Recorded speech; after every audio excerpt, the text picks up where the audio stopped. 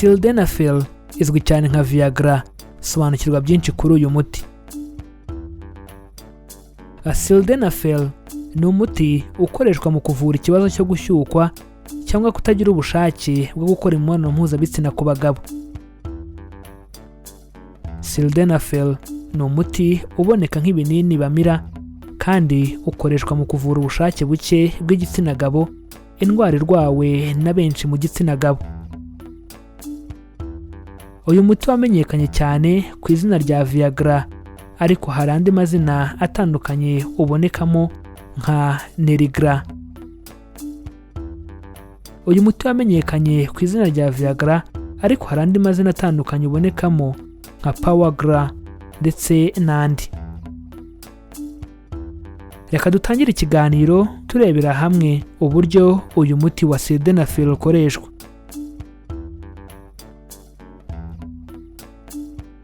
Uyu muti ukoreshwa ku bibazo byo gushyukwa, bisobanuye ko ari igihe igitsina kidafata umurego cyangwa gucika intege nyuma y'akanya gato gifashe umurego. Nubwo uyu muti uvura ibibazo byo gushyukwa ndetse no kubura ubushake bwo gukora imibonano mpuzabitsina ku bagabo, ugomba kuyinywa ari uko muganga yabikubwiye. Urugero rw'umuti wa Sildenafil ugomba kunywa, nyabuneka gisha inama muganga cyangwa farumasi y'uguhaye kuko abaza impamvu yawukwandikiye. Uyu ni umuti ukwiye gukoreshwa uko byagenwe, by'umwihariko nta kunywa byinshi, nta kunywa bike, cyangwa se nta kunywa kenshi. Nyabuneka niba hari icyo udasobanukiwe neza mu gukoresha uyu muti wa Sildenafil, ni byiza gusobanuza muganga cyangwa farumasiye mbere yo kunywa ibi binini. Reka dukomereze ikiganiro ku mabwiriza ugomba kuzirikana mbere yo gufata uyu muti.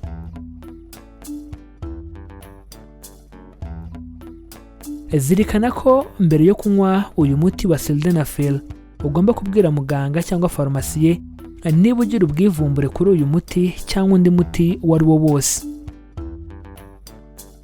Ugomba kumenyesha muganga indi miti yose waba uri gufata, yaba ariyo wiguriye cyangwa wandikiwe na muganga.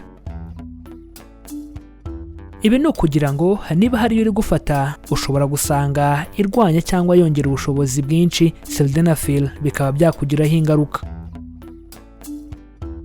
Zirikana ko ugomba kubwira muganga cyangwa farumasiye niba hari indi miti usanzwe ufata, kuko hari imiti bitemerewe kuvangwa nayo nk'imiti y'umutima. Zirikana ko ugomba kubwira muganga cyangwa farumasiye niba hari indi miti usanzwe ufata, kuko hari imiti bitemerewe kuvangwa nayo nk'imiti yo mu bwoko bwa citrate yose. Zirikana ko ugomba kubwira muganga cyangwa farumasiye niba hari indi miti usanzwe ufata, kuko hari imiti bitemerewe kuvangwa nayo nk'imwe mu miti igabanya ubukana bwa sida.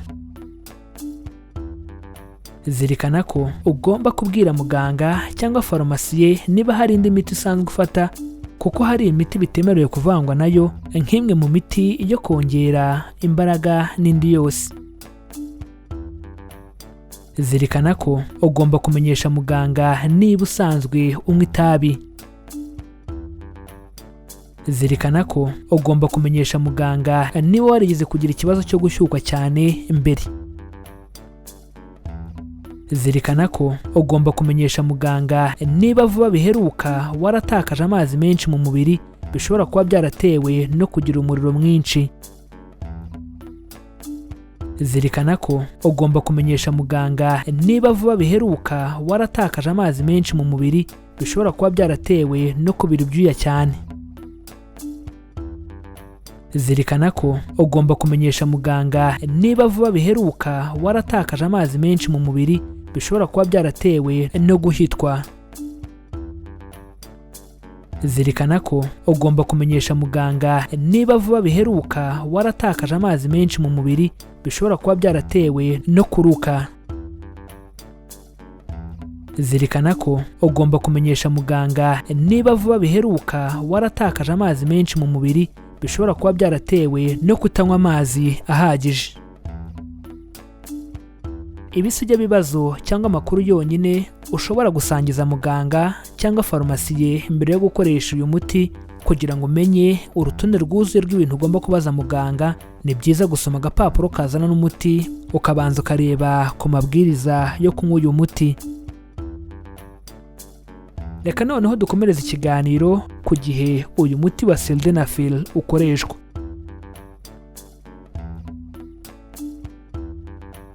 Umuti wa sildenafil ukoreshwa byibuze mbere y'isaha ugiye gukora imibonano mpuzabitsina, kandi ntugomba gukoreshwa inshuro zirenze imwe mu masaha 24.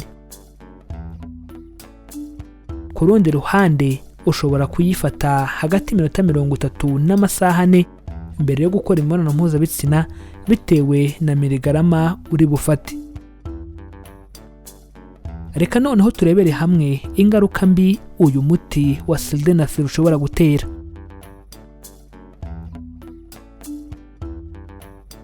Umuti wa sildenafil ushobora gutera ibibazo umubiri, bityo ihutire kumenyesha muganga niba uwukoresha ukagira ikibazo cyo kugira ikirungurira. Umuti wa sildenafil ushobora gutera ibibazo umubiri, bityo ihutire kumenyesha muganga niba uwukoresha ukagira ikibazo cyo kubabara umutwe. Umuti wa sildenafil ushobora gutera ibibazo umubiri, bityo ihutire kumenyesha muganga niba uwukoresha ukagira ikibazo cyo guhitwa. Umuti wa sildenafil ushobora gutera ibibazo umubiri, bityo ihutire kumenyesha muganga niba uwukoresha ukagira ikibazo cyo kumva ushyushye cyane. Umuti wa sildenafil ushobora gutera ibibazo umubiri, bityo ihutire kumenyesha muganga niba uwukoresha ukagira ikibazo cyo kunanirwa gusinzira. Umuti wa sildenafil ushobora gutera ibibazo umubiri, bityo ihutire kumenyesha muganga niba uwukoresha ukagira ikibazo cyo gusinzira ubona bidasanzwe. Umuti wa sildenafil ushobora gutera ibibazo umubiri, bityo ihutire kumenyesha muganga niba uwukoresha ukagira ikibazo cyo kumva ubabara imikaya. Umuti wa sildenafil ushobora gutera ibibazo umubiri, bityo ihutire kumenyesha muganga niba uwukoresha ukagira ikibazo cyo kuva imyuna. Umuti wa sildenafil ushobora gutera ibibazo umubiri, bityo ihutire kumenyesha muganga niba uwukoresha ukagira ikibazo cyo kureba ibikezikezi. Umuti wa sildenafil ushobora gutera ibibazo umubiri, bityo ihutire kumenyesha muganga niba uwukoresha ukagira ikibazo cyo kubona urumuri rukubangamiye cyane. Umuti wa sildenafil ushobora gutera ibibazo umubiri, bityo ihutire kumenyesha muganga niba uwukoresha ukagira ikibazo cyo kumva injereri mu matwi. Umuti wa sildenafil ushobora gutera ibibazo umubiri, bityo ihutire kumenyesha muganga niba uwukoresha ukagira ikibazo cyo mu maso habuditsemo igihu. Umuti wa sildenafil ushobora gutera ibibazo umubiri, bityo ihutire kumenyesha muganga niba uwukoresha ukagira ikibazo cyo kutabona yaba ijisho rimwe cyangwa yombi. Umuti wa sildenafil ushobora gutera ibibazo umubiri, bityo ihutire kumenyesha muganga niba uwukoresha ukagira ikibazo cyo kumva uzungera cyane. Umuti wa sildenafil ushobora gutera ibibazo umubiri, bityo ihutire kumenyesha muganga niba uwukoresha ukagira ikibazo cyo gutakaza kumva. Umuti wa sildenafil ushobora gutera ibibazo umubiri, bityo ihutire kumenyesha muganga niba uwukoresha ukagira ikibazo cyo kugira isesemi. Umuti wa sildenafil ushobora gutera ibibazo umubiri, bityo ihutire kumenyesha muganga niba uwukoresha ukagira ikibazo cyo kugira ikizungera. Umuti wa sildenafil ushobora gutera ibibazo umubiri, bityo ihutire kumenyesha muganga niba uwukoresha ukagira ikibazo cyo guhumeka wumva bikugoye. Umuti wa sildenafil ushobora gutera ibibazo umubiri, bityo ihutire kumenyesha muganga niba uwukoresha ukagira ikibazo cyo guhumeka gake. Umuti wa sildenafil ushobora gutera ibibazo umubiri, bityo ihutire kumenyesha muganga niba uwukoresha ukagira ikibazo cyo kubabara mu gatuza. umuti wa sildenafil ushobora kugira ingaruka zidasanzwe, bityo ihutire kwa muganga utazuyaje. Nuwukoresha ukagira ikibazo cy'uko igitsina gifashe umurego hagashira amasaha arenga 4 kitaragwa kandi wumva ubabara. Umuti wa sildenafil ushobora kugira ingaruka zidasanzwe, bityo ihutire kwa muganga utazuyaje. Nuwukoresha ukagira ikibazo cyo kumva ubabara cyangwa wokerwa igihe ugiye kwihagarika.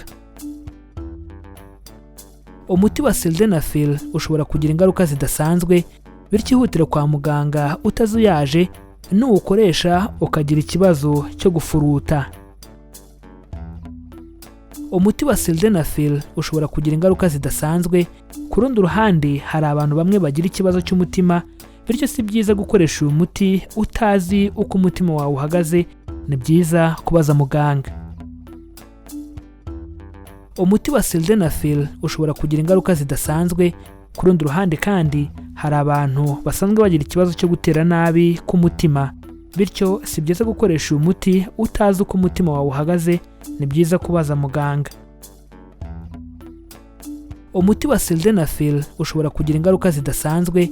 Ku rundi ruhande nanone hari abantu bamwe bagira ikibazo cy'umuvuduko ukabije w'amaraso, bityo si byiza gukoresha uyu muti utazi uko amaraso yawe ari gutembera mu mubiri. Ni byiza kubaza muganga. Reka dukomeze ikiganiro ku bintu byo kwitondera kuri uyu muti wa sildenafil.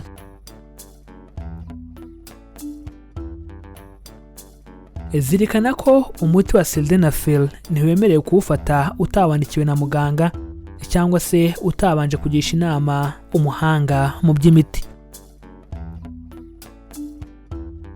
Zirikana ko uyu muti wa sildenafil wagenewe gukoreshwa n'abagabo bari hejuru y'imyaka 18. Birumvikana ko munsi yayo batawemerewe. Zirikana ko uyu muti wa sildenafil umuntu awufata rimwe ku munsi gusa, kandi kurenza bigira ingaruka mbi ku buzima bw'umuntu ubikoze. Kirazira gukoresha sildenafil, viagara cyangwa imiti yose bikora kimwe wanyoye inzoga, ko bigira ingaruka mbi ku buzima bw'umuntu ubikoze.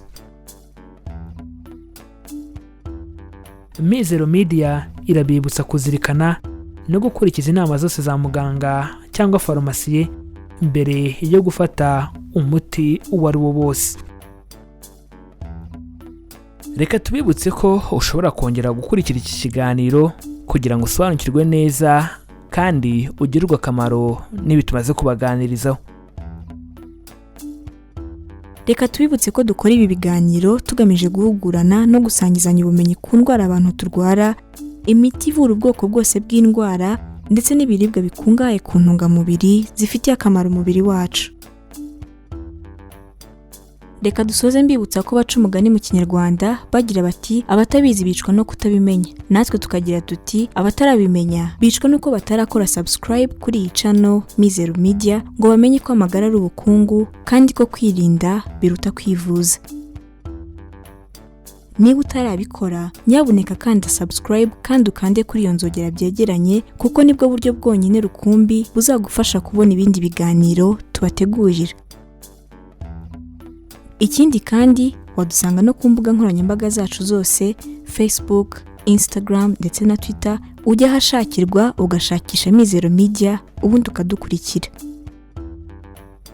Kudusangiza ibitekerezo byanyu ni ingenzi cyane. Bityo ubaye hari icyo wifuza kutubaza, hari icyo wifuza kudusobanuza, cyangwa hari icyo wifuza kutwunganira kuri iyi ngingo ndetse n'izindi twabagejejeho, nyabuneka twandikira muri comments hano kuri iyi channel. Mu gihe wakunze ikiganiro twabagejejeho, kanda like ubundi ntiwihererane ubu butumwa, ukore share ubisangize inshuti n'abavandimwe bawe kugira ngo nabo basobanukirwe uburyo bwo kubungabunga amagara yabo. Iki ni ikiganiro Amagara n'Ubukungu. Ikiganiro mutegurirwa na Mizero Media, ni ikiganiro mukurikira buri wa kabiri, ku wa kane ndetse no ku wa gatandatu. Amahoro y'Imana bane namwe kandi tubifurije kwirinda mbere yo kwivuza.